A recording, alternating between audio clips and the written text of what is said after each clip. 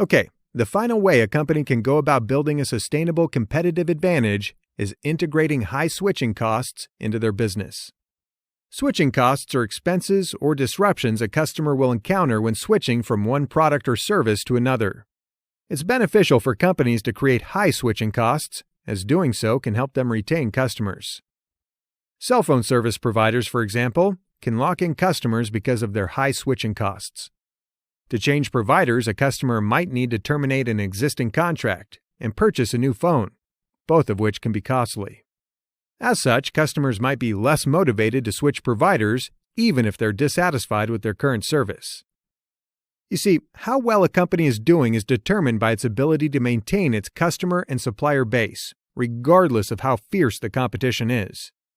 When a company provides a customer with a product or service that is difficult to break away from, in terms of cost, time, or convenience, it's far more likely to hold on to that customer over the long term.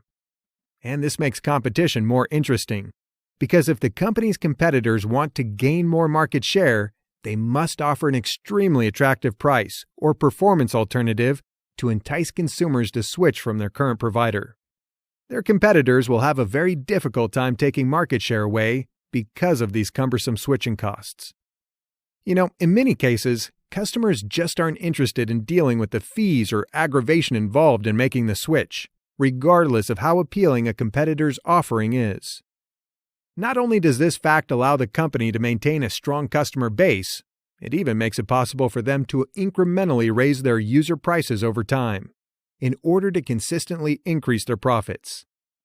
That is to say, when a company is able to establish itself in an industry, it can have higher pricing power over its competitors, and this is something that will help it survive over the long run.